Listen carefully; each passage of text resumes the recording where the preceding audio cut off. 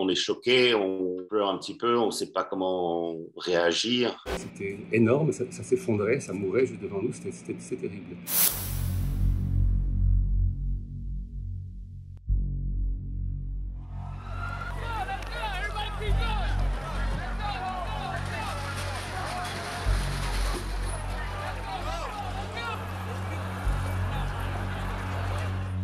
Ce jour-là, je rentrais chez moi et j'entends des chuchotements autour de moi. Je regarde et tout le monde est fixé sur les tours. C'était la première tour qui avait été touchée. On ne savait pas du tout qu'un avion avait heurté dans la tour.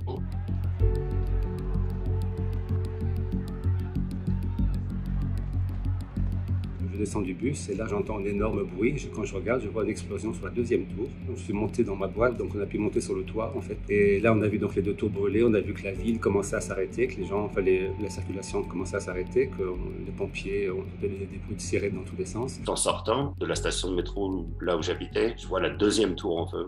C'est là où j'ai eu un réflexe. J'ai emprunté un portable à un copain, j'ai appelé mes parents, j'ai laissé un message en leur disant bon ben, je ne sais pas ce que vous verrez à la télé, mais juste que vous sachiez que je vais bien.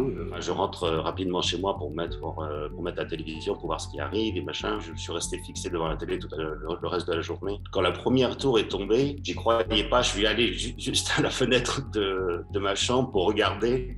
Et en effet, ce qu'il y avait, c'était une espèce de grand nuage. Quand on a vu la tour s'effondrer, ça commençait par un nuage en bas.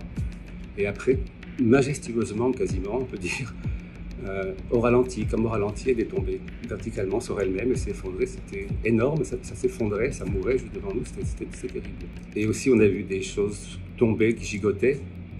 Et c'est là qu'on s'est rendu compte que c'était des gens qui sautaient de je ne sais plus quel étage, 50e étage, 60e étage pour échapper aux flammes. Ça, c'était vraiment dur. On est choqué, on pleure un petit peu, on ne sait pas comment réagir. Et on est resté paralysé, on ne parlait pas, tout le monde regardait les yeux exorbités, sans dire quoi que ce soit, on est tous choqués évidemment. Au bout de quelques secondes après que la tour se soit effondrée, on a vu un nuage de fumée qui commençait à venir vers nous très rapidement, donc on a pris la course, on s'est retourné pour remonter à la course. On a bien fait parce qu'en fait c'était assez brûlant, apparemment c'était un nuage de poussière et de flammes dans tous les sens. Et après on est descendu vers midi, on est rentré chez moi.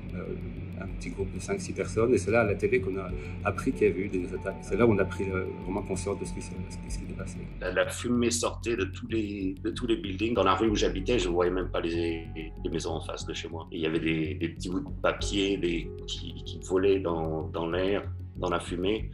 Et ça devait être des documents, des papiers qui venaient directement de la tour.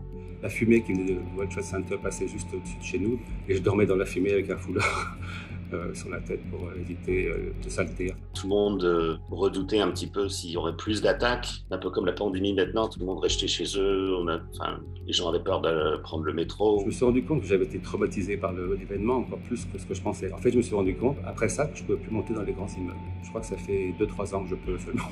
Jusqu'à présent, je ne pouvais plus. J'étais paniqué.